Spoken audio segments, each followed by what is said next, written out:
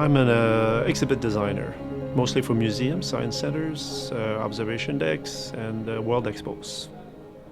I was trained as a graphic designer a long time ago, 38 years ago to be precise. So I evolved into exhibit design from the mid 80s about till today.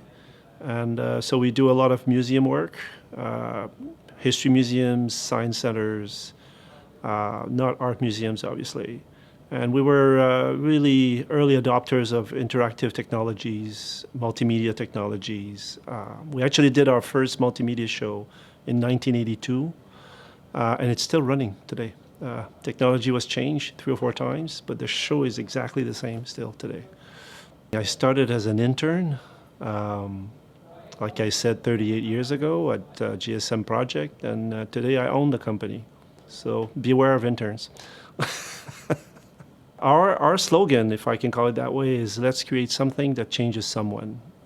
We work in content-heavy environments. We always have messages to convey to visitors. We create an experience that makes it conducive to receiving the messages, but the purpose is really to communicate. And in that sense, whenever we manage to create an experience that changes someone, even if it's just changing their perception of the world a little bit, changing their opinion about something, then job is done. You know, we're really proud of that, and that's what we strive for.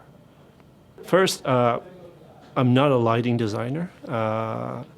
So like I told Jose, I'm a bit of an imposter here today, but as an exhibition designer, we work a lot with artists and we work with lighting designers. So from my perspective, lighting is not about the equipment itself. The hardware, actually, we want to not see.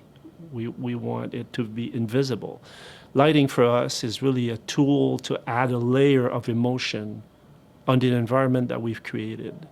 It's also a tool to nudge people, to help in terms of circulation intuitively without having signs or instructions. So light for us is really one of the different medium that we use. And I would say 20, 30 years ago, you couldn't say that lighting was really a medium. Lighting was more utilitarian. You know, it was there so that you could see, safety, you could read. It's still true today, obviously, but now lighting is becoming a medium, like video, like sound, like all the mediums that we use in our trade. So it has evolved tremendously, thanks to technology, obviously, and also thanks to designers, lighting designers that brought this in. About 20 years ago, we started working with theater lighting designers, and that's when things really shifted, because in theater, lighting for the longest time has been a strong carrier of emotion and can trigger emotion. So we tapped into the theater world early on. As I mentioned, since lighting is one of the medium that we use, a lot of our installations require interactivity. Again, to convey the messages, and therefore lighting more and more is one more team player into this environment that becomes interactive. Interactivity is moving away from devices. It's going towards reactive environments, and in that respect, lighting, obviously, interactive lighting has to be part of this. In museums, most of the time, we work in a black box, so all light is artificial. Second, in certain circumstances, museums that use artifacts, any organic material can only sustain so much light without having some degradation on it. So monitoring how many lux is actually falling in an object is part of our work. So it's really a very refined and complex alchemy almost, and we can't let natural light come into this. It's changing gradually. More and more museums are letting natural light in, but filtering it to reduce UV and things like that. But artificial lighting is our main lighting 90% of the time. Our sources of inspiration are many because our disciplines are many. We're a multidisciplinary team. where we have architects, industrial designers, graphic designers, lighting designers. We have writers, researchers, museologists. So inspirations for us come from all those fields. So it could be from, obviously, exhibition work, but it can also be from cinema. It can be from theater. It can be from architecture. Anything, really. Interactive work, contemporary art. We try and have antennas everywhere to see what's happening and what could be used as, again, a medium or a tool to carry the story we want to tell. Currently, what is not possible with light, I think, is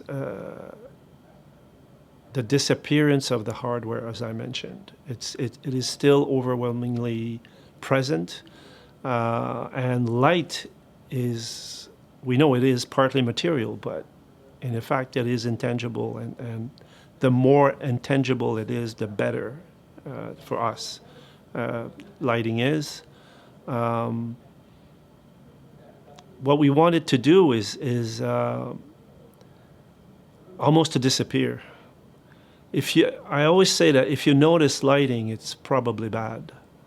You shouldn't notice it. You should just experience it, and that ties into the hardware situation where I'm looking at this source of light right now, and the source influences my reading of even the space I'm sitting in. The day this disappears, to me anyway, lighting also will disappear, and then that I think will be ideal. It will be the most efficient at that point. It's like video or audio. Audio, do we care about the source? Do we care about the speakers? No, we don't. The sound just fills the space. And then we don't notice it anymore. It just is. If lighting could do that, that would be great. My name is Yves Mayrand. I'm President and Chief Creative Officer of GSM Project in Montreal. I'm an exhibit designer.